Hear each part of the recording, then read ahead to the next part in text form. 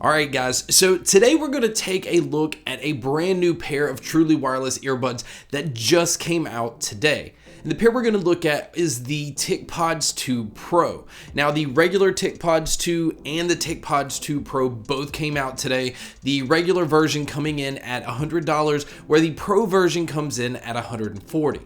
Now I saw both of these at CES last week, but I actually had these prior to CES. So I've had plenty of time to check these out. They have some very interesting features, and I think it's going to be offering something different that we haven't covered on the channel before. But let's go ahead and check out some of the features and what it is you get inside the box. Now the first thing that I want to point out is the TicPods 2 is actually smaller than the original ones. It actually says they're around 42% smaller, but a huge difference is with the TicPods 2, they decided to get away from using the silicone tips. So these actually just kind of sit in your ears like the normal AirPods do. So this offers a completely different listening experience than ones that have silicone ear tips.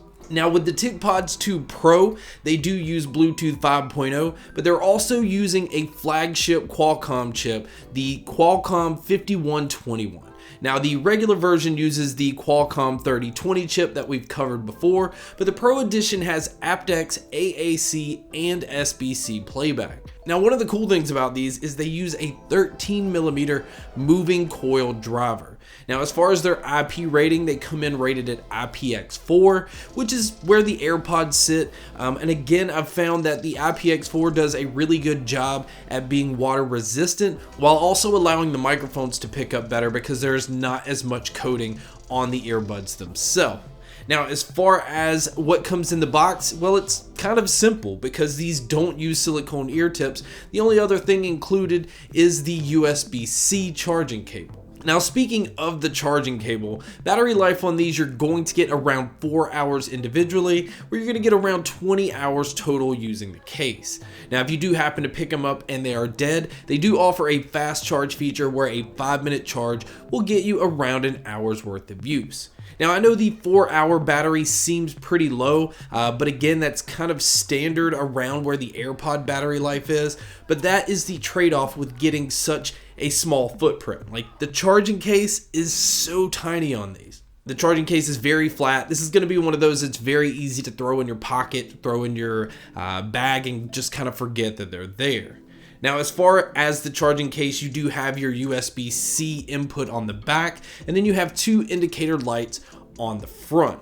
Now, one thing I would have liked to have seen, especially in the Pro edition, I think the case should have at least had the Qi wireless charging option, because once you start to get into that price range, you're competing against other earbuds that do offer that feature. Now, before we get into the earbuds themselves, the first thing that I want to point out is to get the most out of these, you really do need to download their app. Right away, I had an update for these which altered the sound, but you're also able to have different EQ settings.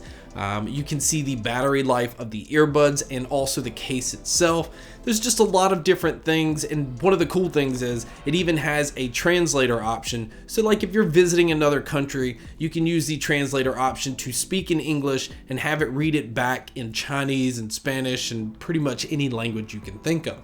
And I tested this out and it worked nicely. And in fact, it even plays back the other language in your ear, so if you do want to at least try to attempt to say it, you can. Or let's just say you want to give an earbud to a stranger, which I'm not really sure why you'd want to do that. They could listen back to what it is you said in English and it will say it back into their language. Now, another thing that's cool about the TicPods is if you do happen to have one of the Tic watches, which is really popular, I've seen a lot of these around, but also on Amazon, you have even controls that you can do within the watch. Even having music stored on your watch, you can control it on the earbuds, so they play very nicely together, kind of like if you had AirPods and then you had an Apple Watch. So I at least respect that they have other products that play well with these. Now let's get down to the controls of these. Now these do utilize touch controls, something they actually call tickle, which to me again is a little odd, but you know, everybody's got to have their name.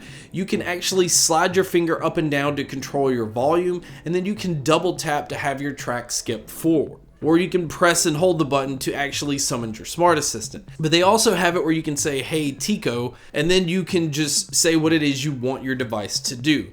So it's weird to me that there's not the ability to skip back to the previous track or the ability to pause these simply by using touch controls. You actually have to ask it to do it through the smart assistant, or you can go within the app and then have it do it, but you're then going to lose the ability to skip forward. So with an update with these, I would like to see it at least where you can single tap to pause, double tap to skip forward, and then triple tap to go backwards. So it is something they can fix through a firmware update, but I'm not a fan of the controls right out of the box. Now, another thing that is cool about these is they do offer the in-ear sensor, where if you take the earbuds out, it will pause your music that way, and then when you put them back in your ear, it will resume your music. So although you don't have the ability to pause it simply by touch controls, you can pause it by taking it out of your ear.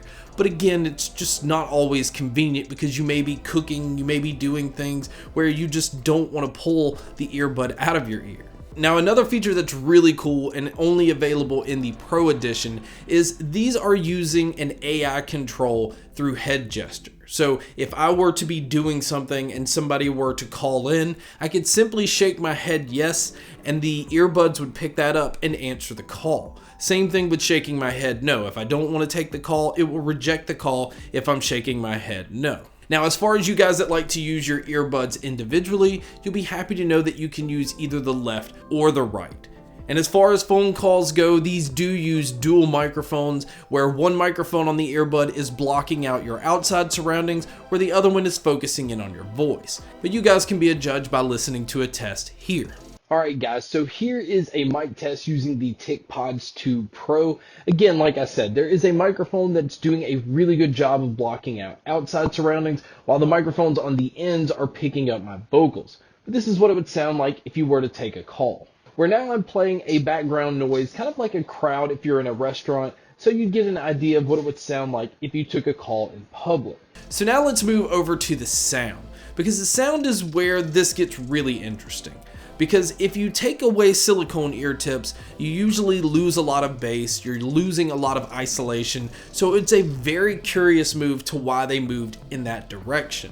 But I see the sound signature that they're going with these. It is a much cleaner sound, a much brighter sound. The bass is not as prominent, but again, you can kind of expect that if you don't have silicone ear tips blocking the rest of your ear canal. Now, the bass is still tight and accurate, but it's not as punchy. It doesn't have as much rumble in the low end, and it doesn't even change if you go within the app and kind of use the bass boost mode. In fact, to me, it just kind of boosted everything, where the treble and the mids just boosted as well, and it to me seemed louder. So this is not a very bass heavy earbud, even though it will get the job done for most people. But if you are a bass head, this probably is not going to check off that box for you. Now, as far as the mids and the highs, I was extremely pleased with the clarity that's coming out of these. Again, I think the treble and the mids are boosted just a little bit. It's definitely not near the point of being bright with the treble, but the mids are definitely forward enough that you're hearing a very nice presence. Vocals always came through clearly. I never had any issue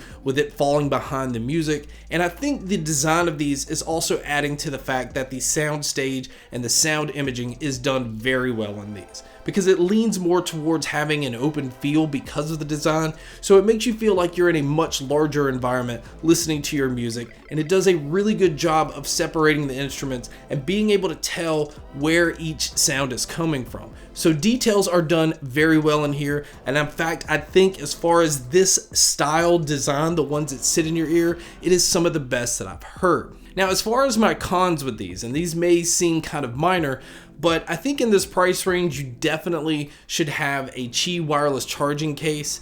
I don't necessarily like the fact that there are not silicone ear tips included with these, and I really don't like that there's no back controls. I don't like to have to summon my smart assistant to be able to ask it to do things that I'd rather just do by simply touching or pushing a button or anything on the earbuds themselves. But outside of that, I think maybe a little bit more boost in the low end, but I don't know how much of that you can really do without having silicone ear tips. I think these are very well tuned. I think if if you like clarity in your music, you like a lot of detail, and you like a pretty dynamic sound without having that rumble in the low end, you will be extremely happy. And at $140, I think this is an excellent pickup and a much better alternative than Apple's AirPods. But guys, that's my video on the brand new TicPods 2 Pro. And if you guys are interested in checking these out, there will be a link below in the description.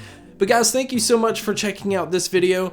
Thank you so much for checking out all the other videos. And as always, make sure to stay tuned for more.